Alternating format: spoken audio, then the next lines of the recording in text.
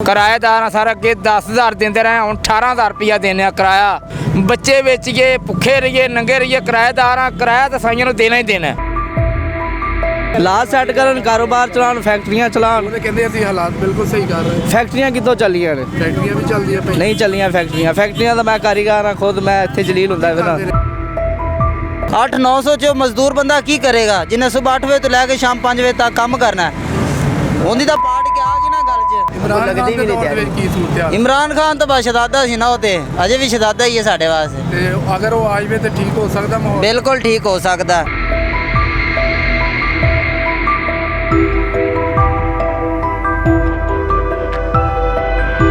Daily ਦਿਹਾੜੀ ਕਿੰਨੀ ਲੱਗਦੀ? डेली दिहाड़ी कदों लगदी सर?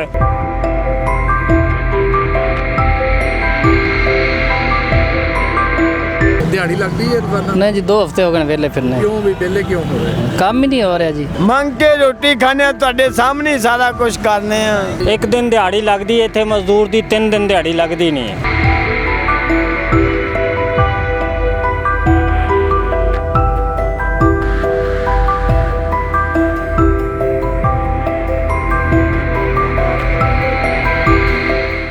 बिस्मिल्लाहिर्रहमानिर्रहीम। मियाँ शहबाज शरीफ साहब जो पाकिस्तान के वज़ीर आज़म हैं, अल्लाह ताला ने उनको वज़ीर आज़म बना दिया। उनकी तरफ से बार बार दावा किया जाता है कि महंगाई कम हो गई है। तकरीरें करते हैं तो माइक तोड़, मेज़ तोड़ किस्म की तकरीरें कर देते हैं। वहाँ पे बताते हैं कि पहले कितने फ़ीसद महंगाई थी, अब कितनी कम हो गई है। इसी तरह से पंजाब में जो अपने आप को पंजाब की लोगों की मां कहलवाती है, मरियम नवाज शरीफ साहिबा, उनकी तरफ से भी यही कहा जाता है कि हमने महंगाई पर काबू पा लिया है। मियाँ नवाज शरीफ साहब वो बड़ा फ़ख्री अंदाज में कहते हैं कि मेरे भाई ने और मेरी बेटी ने देखे महंगाई का किस तरह से ख़त्मा कर दिया है, लोगों को आसानी हो गई है, लोगों को रिलीफ मिल गया है। इनकी तरफ से बार बार दावा किया जाता है। तो हमने सोचा कि क्यों ना उन लोगों से बात कर लें जो कहते हैं कि महंगाई थी। तो आजकल वो क्या कहते हैं, महंगाई है या नहीं है। मरियम नवाज शरीफ साहिबा जिस तरह से रंग लगा रही हैं, वो अलग बात है कि रंग उड़ भी रहे हैं। किसके रंग उड़ रहे हैं? लोगों के नहीं, बल्कि सड़कों पर लगाए गए रंग उड़ रहे हैं। आज से मेरी टीम ने शहर का सर्वे करने का सिलसिला शुरू किया है कि लोगों से जाके पूछा जाए कि आपकी कैसे गुजर रही है, महंगाई की क्या सूरत हाल है। बिल्कुल गैर जानबदार हो के कोई अपना माइंड लेके हमारी टीम नहीं गई थी। सादा सा सवाल उन लोगों से किया। मेरा ख्याल है आपको सुना देना चाहिए कि लोग क्या कहते हैं, पहले क्या सूरत हाल थी, अब क्या सूरत हाल है। क्या मियाँ नवाज शरीफ साहब, मरियम नवाज शरीफ साहिबा और शहबाज शरीफ साहब जो पाकिस्तान के वज़ीर आज़म हैं, और शहबाज शरीफ साहब कब वज़ीर आज़म बने थे? आपको पता है कि शहबाज शरीफ साहब ने जिस दिन हलफ उठाना था उस दिन इन पर फ़र्द जुर्म भी आयद होनी थी। फ़र्द जुर्म आयद नहीं हुई, लेकिन शहबाज शरीफ साहब ने वज़ीर आज़म का हलफ उठा लिया। तेरे साथ, मेरे साथ, उसके साथ, इसके साथ, आम बंदे के साथ क्या गुजरी, क्या हुआ। इनसे पूछते हैं। ये जो मज़दूर हैं ये खड़े थे खोखर चौक में। खोखर चौक में ये रोज़ाना सुबह आते हैं अपनी मजदूरी के लिए। कुछ को मजदूरी मिल जाती है, कुछ को नहीं मिलती। और ये खोखर चौक जौहर टाउन लाहौर में है। यहाँ पे देखते हैं कि ये लोग कैसे आते हैं, कैसे शाम को चले जाते हैं। ਕੀ ਨਾਮ ਜੇ ਤੁਹਾਡਾ? मेरा नाम मोहम्मद नीफ है, ਕਿੱਥੋਂ ਆਏ ਹੋ? शहर चूनिया दे रहने वाले हैं। ਤੇ ਕਿਰਾਏ ਦਾ किराएदार सर अगे 10,000 देंदे रहे, हुण 18,000 रुपया देने किराया। जदों 15 तरीक तो पहले पहले साई आंदे ने कि किराया वसूल करो, उस तो अगे दिहाड़ी कोई लगे या ना लगे, बच्चे बेचिए, भुखे रहिए, नंगे रहिए, किराएदार हाँ किराया तो साइयां नूं देना ही देना। असीं भावें जिवें मर्जी करिए। दिहाड़ियां अज महीने में जे 15 लग गई तो 15 ना लगियां तो फिर असीं की किराया देना? असीं तो फिर औखे ही है ना, सानू कोई सहूलत नहीं हैगी। ਕਿੰਨਾ ਕਿਰਾਇਆ ਦਿੰਦੇ? 18,000 रुपया किराया देना जरा। ਕਿੰਨੀ ਕਮਾ ਲੈਂਦੇ ਹੋ ਤੁਸੀਂ? कमाई सर ਉਹੀ ਦੱਸਣੇ ਮੈਂ 30 ਮਹੀਨੇ ਦੇ ਵਿੱਚ ਦਿਹਾੜੀਆਂ ਹੁੰਦੀਆਂ ਨੇ ਤੇ 15 ਹੀ ਮਸਾਂ ਲੱਗਦੀਆਂ ਨੇ। ਨਹੀਂ ਹੁਣ ਅਗਰ ਮਿਸਾਲ ਤੌਰ ਤੇ ਤੁਸੀਂ ਤੰਗ ਹੋ ਇਸ ਟਾਈਮ, ਹਾਂਜੀ, ਤੰਗ ਆ। ਹਕੂਮਤ ਨੂੰ ਤੁਹਾਡੇ ਵਾਸਤੇ ਕੀ ਕਰਨਾ ਚਾਹੀਦਾ? ਸਾਡੇ ਵਾਸਤੇ ਹਕੂਮਤ ਇਹ ਖਰੇ ਕਿ ਗਰੀਬ ਗੁਰਬੇ ਵਾਸਤੇ ਕੋਈ ਸਾਡੇ ਨਾਲ ਤਾਮਰ ਕਰੇ ਵੀ ਹੈ। ਗਰੀਬ ਗੁਰਬਾ ਵਿਚਾਰਾ ਡਿੱਗਾ ਪਿਆ ਇਹਦੇ, ਫਿਰ ਪਿੱਛੋਂ ਬੱਚੇ ਨੇ ਦੋ ਤਰੀਆਂ ਪੋਤਰਿਆਂ ਵਾਲਿਆਂ ਬੱਚਿਆਂ ਵਾਲਿਆਂ। ਇੱਕ ਜੀ ਦਾ 2 ਜੀ ਹੋਵਣ ਤੇ ਉਹ ਸਾਨੂੰ ਕਿਰਾਏਦਾਰ ਨੂੰ ਇੰਨਾ ਕਿਰਾਇਆ ਹੈ। ਅਗਰ ਕੋਈ 5-7 ਜੀ ਹੋਵਣ ਤੇ ਉਹ ਕਹਿੰਦੇ ਨੇ ਇੰਨੇ ਕਿਰਾਏਦਾਰ ਨੂੰ ਅਸੀਂ ਰਹਿਣ ਹੀ ਨਹੀਂ ਦਿੰਦੇ। ਡੇਲੀ ਦਿਹਾੜੀ ਕਿੰਨੀ ਲੱਗਦੀ? ਡੇਲੀ ਦਿਹਾੜੀ ਕਦੋਂ ਲੱਗਦੀ ਸਰ? ਕਿੰਨੀ ਲੱਗਦੀ? 1200 ਕਦੀ ਹਫਤੇ 'ਚ ਲੱਗ ਗਈ, 1-2 ਨਾ ਲੱਗੀਆਂ। ਮਤਲਬ ਕਿ 5-6 ਹਜ਼ਾਰ ਰੁਪਏ ਤੁਸੀਂ ਮਹੀਨੇ ਦਾ ਕਮਾਉਂਦੇ? ਹਾਂਜੀ। ਤੇ ਬਿੱਲ ਕਿੰਨਾ ਦਿੰਦੇ? ਬਿੱਲ 18,000। ਤੇ ਬਿੱਲ ਕਿਸ ਤਰ੍ਹਾਂ ਪੂਰਾ ਕਰਦੇ ਫਿਰ ਤੁਸੀਂ? ਅੱਲਾ ਹੀ ਸਾਡਾ ਪੂਰਾ ਕਰਨ ਵਾਲਾ। ਅਸੀਂ ਨਹੀਂ ਕਿਵੇਂ ਪੂਰਾ ਕਰਦੇ? ਲੋਕਾਂ ਕੋਲੋਂ ਫੜ ਕੇ ਤੂੰ ਮੈਂ ਬੇਲੀ ਸੱਜਣ ਕੋਲੋਂ ਰਿਸ਼ਤੇਦਾਰ ਕੋਲੋਂ ਫੜ ਲਾ ਯਾਰਾ ਤੂੰ ਮੈਨੂੰ ਦੇ ਦੀ ਅੱਜ ਤੇ ਮੈਂ ਤੈਨੂੰ ਕੱਲ ਨੂੰ ਦੇ ਦਾਂ ਕਿ ਮੈਂ 10 ਦਿਹਾੜੀਆਂ ਦਿਹਾੜੀਆਂ ਲੱਗ ਰੱਬ ਮੇਰੀਆਂ ਲਾਵੇਗਾ। ਹਾਲਾਤ ਕਿਸ ਤਰ੍ਹਾਂ ਬਿਹਤਰ ਹਾਲਾਤ ਸਾਡੇ ਭਾਈ ਮੰਦੇ ਹੀ ਨੇ। ਬਿਹਤਰ ਕਿਸ ਤਰ੍ਹਾਂ ਹੋ ਸਕਦੇ ਬਿਹਤਰ ਸਾਡੇ ਨਾਲ ਗਵਰਨਮੈਂਟ ਤਾਮਨ ਕਰੇ, ਮਰੀਮ ਨਵਾਜ਼ ਕਰੇ, ਜਿਹੜਾ ਸਾਡਾ ਬਾਦਸ਼ਾਹ ਕੀ ਹੈ ਕਰਨਾ ਚਾਹੀਦਾ ਤੁਹਾਡੇ ਵਾਸਤੇ? ਸਾਡੇ ਵਾਸਤੇ ਕੋਈ ਸਹੂਲਤ ਕਰੇ, ਕੋਈ ਸਾਨੂੰ ਕੋਈ ਖਰਚਾ ਮਰਚਾ ਦੇਵੇ ਜਾਂ ਕੋਈ ਮਹਿੰਗਾਈ ਸਸਤੀ ਕਰੇ, ਕੋਈ ਤੇਲ ਪਾਣੀ ਜਿਹੜਾ ਚੀਜ਼ਾਂ ਵਿੱਚ ਚੱਲਦਾ ਮਹਿੰਗਾਈ ਤੇ ਉਹਨਾਂ ਨੇ ਕਿਹਾ ਸੀ ਸਸਤੀ ਕਰਤੀ ਹੈ। ਹਾਂਜੀ ਮਹਿੰਗਾਈ ਤੇ ਉਹਨਾਂ ਨੇ ਕਿਹਾ ਸੀ ਸਸਤੀ ਕਰ ਸਰ ਜੀ ਕੋਈ ਮਹਿੰਗਾਈ ਨਹੀਂ ਸਸਤੀ ਹੋਈ। ਕਿਉਂ? ਕਿਤੇ ਆਟਾ ਕਣਕ 2500 ਨੂੰ ਹੁਣ 3000 ਨੂੰ ਹੈ। ਕਿਤੇ ਉਹ ਤੇ ਕਣਕ ਤੇ ਚਲੋ ਇੱਥੇ ਹੋ ਗਈ, ਤੇ ਜਿਹੜੀਆਂ ਦੂਜੀਆਂ ਚੀਜ਼ਾਂ ਨੇ ਉਹ ਕਿਹੜੀ ਚੀਜ਼ ਸਸਤੀ ਹੋਈ? ਕੋਈ ਚੀਜ਼ ਸਾਡੇ ਵਾਸਤੇ ਨਹੀਂ ਸਸਤੀ ਹੋਈ।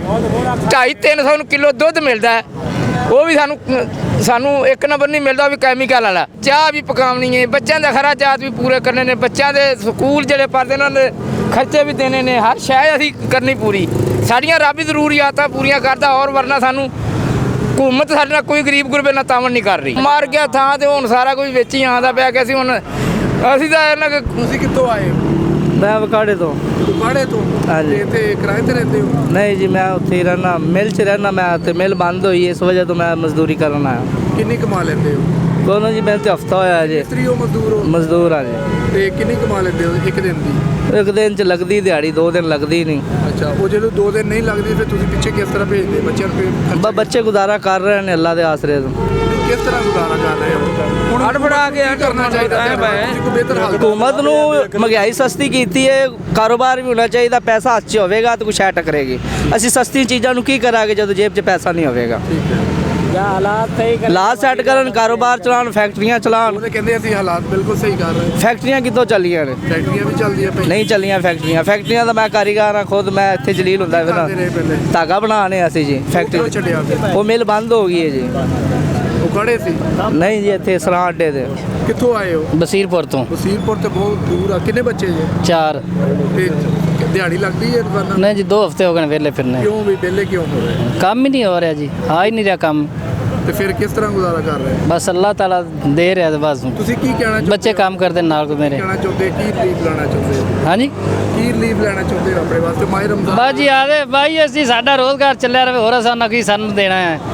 ਬਸ ਜੀ ਚਾਹਨੇ ਬਸ ਸਾਡਾ ਕੰਮ ਚੱਲਿਆ ਰਹੇ, ਸਾਨੂੰ ਅੱਲਾਹ ਦੇ ਦੇਵੇਗਾ ਰੋਜ਼ੀ, ਅਸੀਂ ਆਦੀ ਮਿਹਨਤ ਕਰਦੇ ਖਾਵਾਂਗੇ।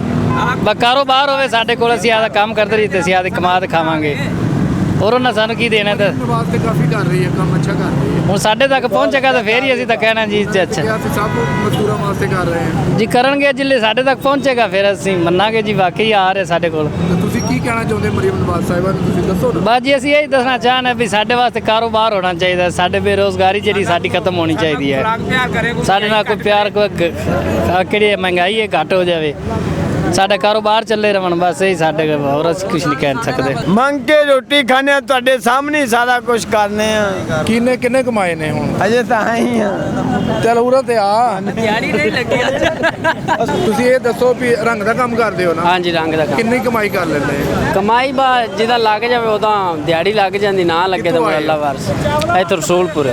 ਕਸੂਰਪੁਰ? ਹਾਂਜੀ। ਆਪਣਾ ਕੁਆਟਰ ਹੈ ਜਾਂ ਕੁਆਟਰ ਕਿਰਾਏ ਤੇ ਲਿਆ ਵੇ। ਕਿੰਨਾ ਕਿਰਾਇਆ ਦੇ ਰਹੇ? ਕਿਰਾਇਆ ਦੇ ਰਹੇ 10,000। ਤੇ ਫਿਰ ਸਰ ਜਾਂਦਾ ਵਾ ਪੂਰੀ ਦਿਹਾੜੀ? ਅੱਲਾ ਦਾ ਸ਼ੁਕਰ ਹੈ ਬਾ ਮੰਦਾ ਚੰਗਾ ਸਰਦਾ ਹੀ ਪਿਆ ਕਿੰਨੀ ਕੋਣ। ਦਿਹਾੜੀ ਹੋ ਜਾਂਦੀ ਹੈ ਸਰ? ਦਿਹਾੜੀ ਹੋ ਜਾਂਦੀ 1500 1000 ਰੋਟੀ ਦਾ 1500। ਖਰਚਾ ਕਿੰਨਾ ਨੇ? ਰੋਟੀ ਦਾ ਖਰਚਾ ਨਿਕਲ ਜਾਂਦਾ ਕੋਈ 500 ਵਿੱਚੋਂ। ਕੁਆਟਰ ਦਾ ਤੇ ਕੁਆਟਰ ਦਾ ਖਰਚਾ ਵੀ ਕੋਈ ਜਿਹੜਾ ਨਾ ਬਈ ਬਾਪ ਉਤੇ ਤੇ ਅੱਲਾ ਦਾ ਸ਼ੁਕਰ ਹੈ ਕਦੇ ਸ਼ਾਦੀशुदा ਹੋ? ਨਹੀਂ ਅਨਸ਼ਾਦੀशुदा ਤਾਂ ਗੁਜ਼ਾਰਾ ਹੁੰਦਾ ਪਈ, ਨਹੀਂ ਤਾਂ ਕਿੱਥੇ ਘਰ ਗੁਜ਼ਾਰਾ? ਵਾਲਿਆਂ ਨੂੰ ਕੀ ਖਿਲਾਉਂਦੇ? ਉਹ ਬਾ ਘਰ ਵਾਲਿਆਂ ਨੂੰ ਜਿਹਦੇ ਮਜ਼ਦੂਰ ਦੀ 12 ਤੋਂ 1300 ਰੁਪਏ ਦਿਹਾੜੀ, ਉਹਦੇ ਵਿੱਚ ਬਹੁਤ ਹੀ ਔਖਾ ਗੁਜ਼ਰ ਬਸਰ ਹੈ।